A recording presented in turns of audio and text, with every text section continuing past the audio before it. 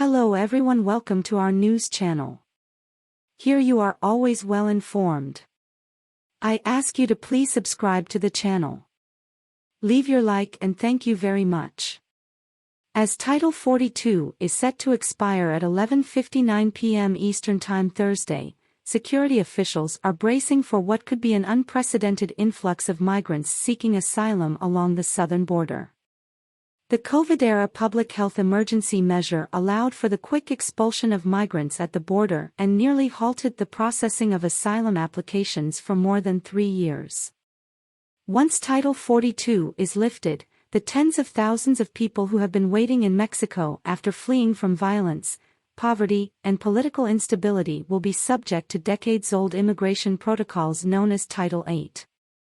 Under those laws, individuals can no longer be turned away or deported without a screening for asylum claims. That means they'll enter the country and be placed in detention centers as they go through a process called expedited removal, which includes a credible fear interview. Those who are deemed to have valid claims will be allowed to stay in the country as their cases make their way through immigration court. Those who are not will be deported.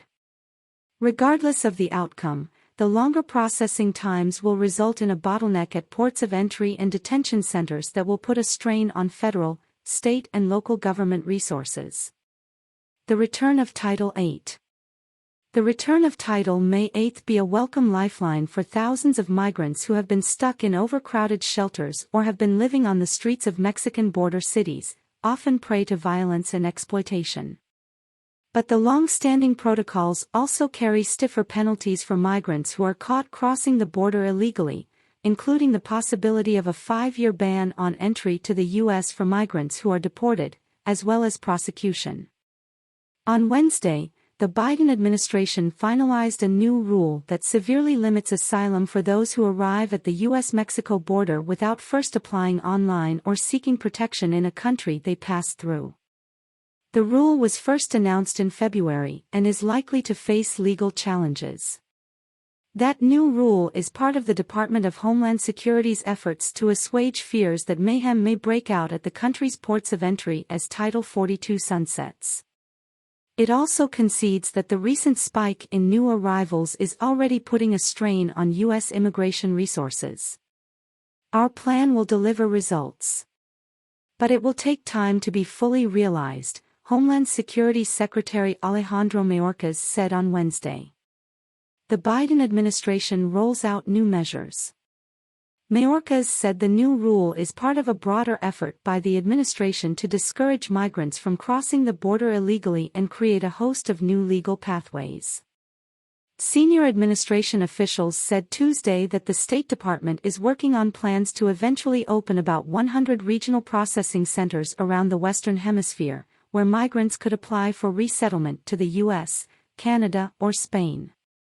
2 hubs are expected to open soon in Guatemala and Colombia, though officials offered no specific dates.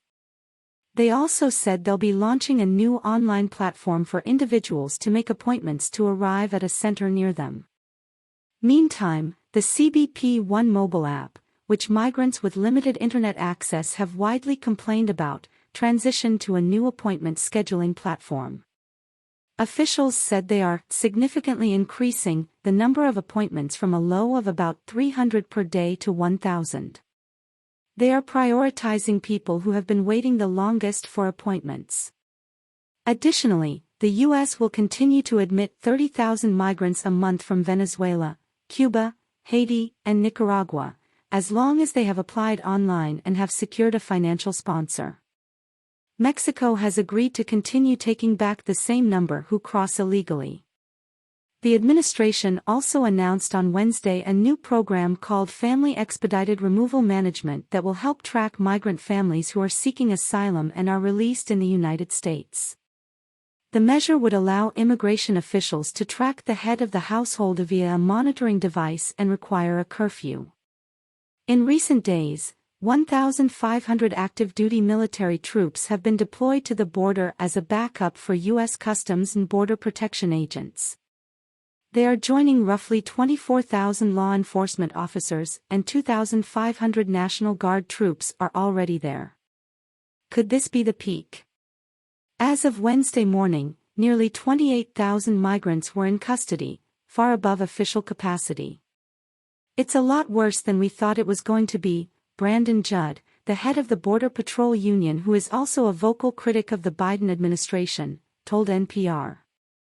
Judd added, "In my worst nightmares, I would have never thought any administration would allow the border crisis to spiral out of control the way it has."